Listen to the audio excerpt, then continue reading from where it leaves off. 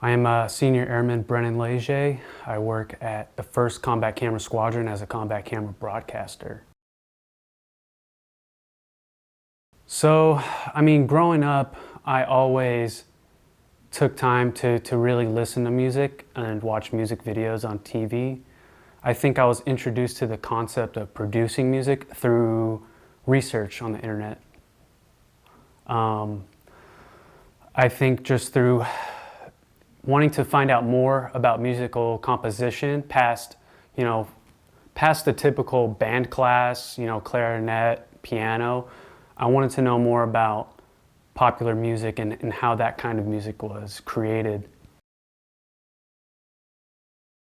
I first started producing music sometime after high school. I was in college learning journalism at the time, and I decided to pick up an electronic keyboard and an audio recorder, an external recorder. I was introduced to the concept of recording audio through journalism, actually. I would interview people and I would record the conversation. Well, I got into the research and tied that into my music hobby, and I started learning how to actually record some of the piano recordings and electronic sounds and just your very basic introduction to music, very basic songs. And I would start recording them and pulling them into my laptop and listening to them. So that's very basic, rudimentary recording back right in my freshman year of college. Before I made the jump to buying equipment, I actually would download songs, whether I bought the song or downloaded it off YouTube or something, and I would pull it into an audio program. Like, I think the first audio program I had was Audacity. It's a very bare bones, it's for free actually. It's a user-friendly free software app that you can download off the internet. A lot of people use it. And I would pull some of my favorite songs into Audacity, and I would just pull it apart, mess around with it, and just really just play around with a song that I already had downloaded, and just try to figure out what kind of things are making this song,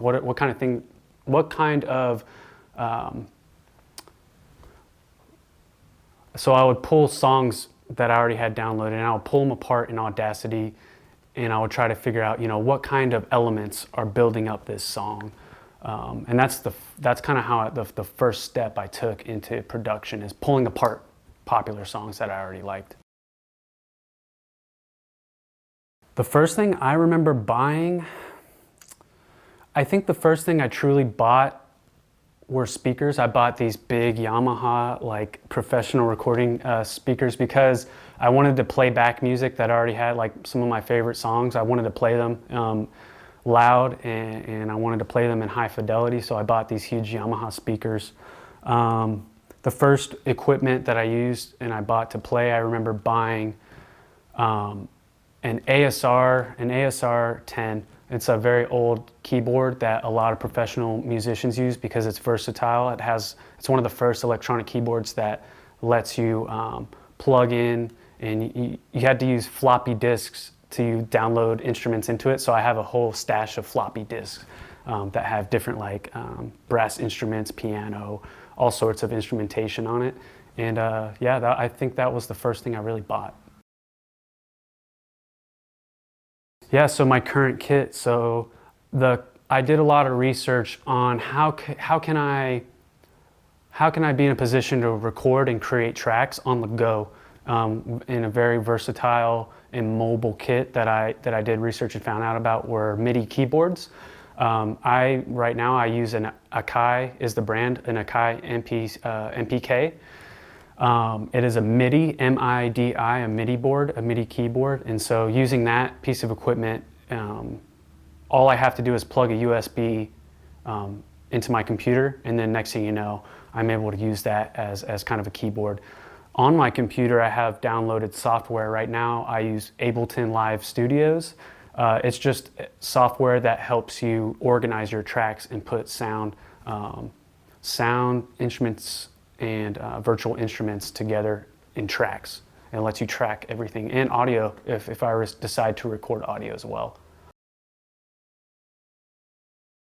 Based on my last answer, just because I'm able to be on the go and have a kit that is very mobile and versatile, I can record anywhere, honestly. So I'll be out, on a drive. I'll be driving around looking for a spot. Sometimes I'll record in coffee shops. I'll just throw my headphones on as to not bother other people and just kind of find a groove, a rhythm.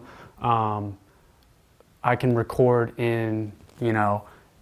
I can record at my workspace. I can also record, in my room, in the day room. I currently live in the Charleston dorms, so I can record in my my home. I can record out in my workspace, and I can also record anywhere that's a nice quiet spot for me to set up my laptop.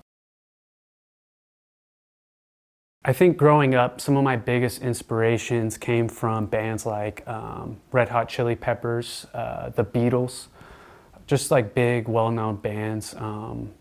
And as I grew older and got more curious and more accepting of other music, I ventured into hip hop, experimental stuff, alternative. So really, I'm inspired by all sorts of genres of music, and in life, I just find myself inspired by just the things I see. Just driving around, looking out the window.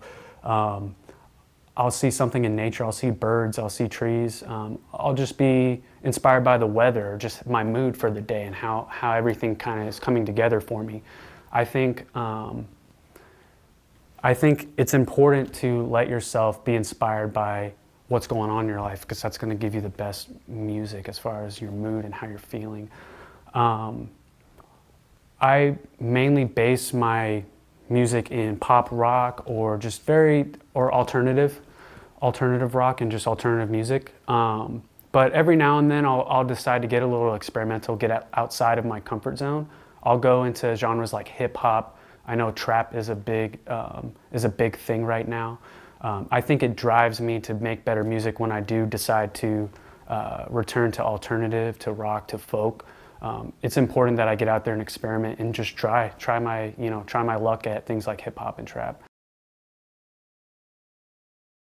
I think it's important for anybody and everybody to have something, whether it's a hobby, a form of release, that's not necessarily tied up in what they do at work.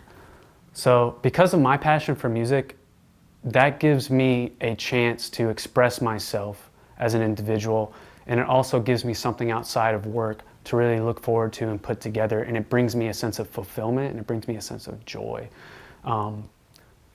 What it also does is it brings me a new element of professionalism at my work. As a combat camera broadcaster, it's not out of my job description to work audio and to create video products with music in them already. I have a goal in mind in the future when I feel more confident and when my music production is ready. I'd love to start using some of my music productions in my video productions as kind of like a background, maybe like I'm scoring. We call it a score in the business. So like you'd score just having a music bed, just something underneath the video. I would like to be able to take what I do as a hobby and transition that into my professional life as well. So I look forward to getting better as I move forward.